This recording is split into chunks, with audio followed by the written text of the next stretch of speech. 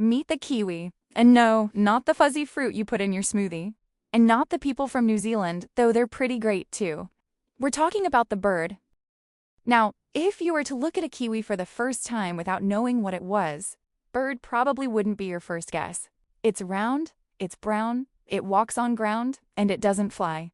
Honestly, it looks more like a coconut that grew legs and decided to go for a midnight stroll. But this little creature is one of nature's most fascinating mistakes, or, as I prefer to call it, a masterpiece of evolutionary stubbornness.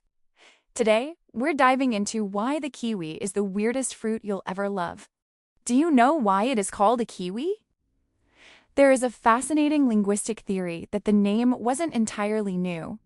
Some linguists believe the first Polynesian settlers already had a word kiwi, which they used for the bristle-thighed curlew, a migratory bird with a similar long, curved beak.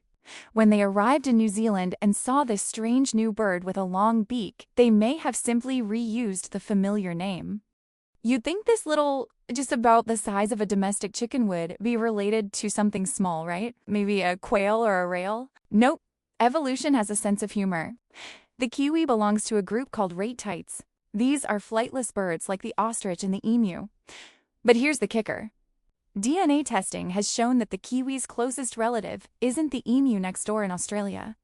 It's actually the extinct elephant bird of Madagascar. Imagine a bird that stood 10 feet tall and weighed 1,000 pounds. That was the kiwi's cousin.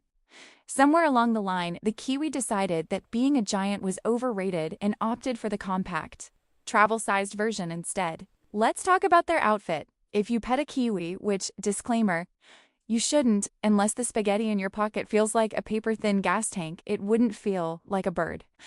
Their feathers have evolved into something that looks and feels exactly like shaggy fur. Because they don't fly, they don't need the interlocking fibers that make normal feathers sleek and aerodynamic. Instead, they have this warm, fluffy coat that's perfect for camouflaging in the damp New Zealand undergrowth. And if you look closely at their face, see those long hairs? Those aren't feathers at all. They're cat-like whiskers. Since the kiwi is nocturnal, these bristles help them navigate through the dark forest without bumping into trees. It's basically a bird that's trying its hardest to be a mammal.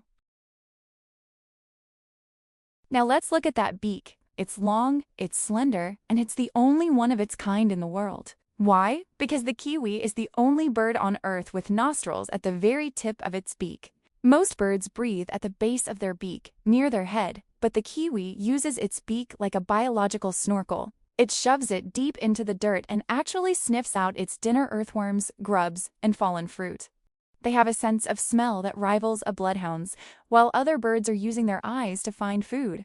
The kiwi is just following its nose. Speaking of senses, the kiwi's vision is, to put it politely, trash. In fact, they have the smallest eyes relative to their body mass of any bird species. They live in a world of smells and sounds. Some researchers have even found that vision is so useless that healthy kiwis in the wild decide to go completely blind. In any other species, that would be a death sentence. But for the kiwi, they just shrug and keep sniffing. Who needs 20/20ths vision when you have a world-class nose and a very loud shriek to find your friends?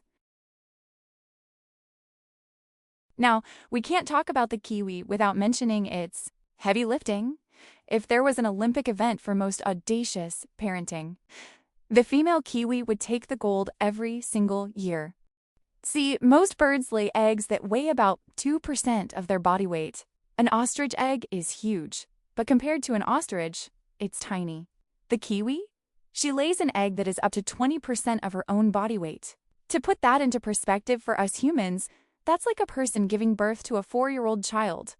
By the time she's ready to lay, the egg takes up so much room inside her body that her stomach is pushed aside. And she literally cannot eat for several days because there's simply no physical space for food. Why does she do this? Because a giant egg means a giant yolk. When the kiwi chick finally hatches, it's so well-nourished that it's born fully feathered and independent, ready to take on the world and hit the like button without needing its parents to feed it. It's a brutal pregnancy, but a brilliant survival strategy. If you're looking to find some photos for your own collection, you should know that there isn't just one type of kiwi. There are actually 5 distinct species, each with their own personality. The North Island brown kiwi, the most common one, they're known for being a bit spiky and having a surprisingly short temper. The little spotted kiwi, as the name suggests, the smallest of the bunch about the size of a kitten. The great spotted kiwi or Roroa, the heavyweight champion. These are the largest kiwis and live in the rugged mountains of the South Island. The Roe, these are the rarest of the rare with only about 600 left. You can spot them by the white patches around their faces. The Toko Aka, their name literally means waka with a walking stick. They are famous for being more social and sometimes socialize more and even having more socializing interactions. Although they all look slightly different, I bet they all taste the same. So what have we learned?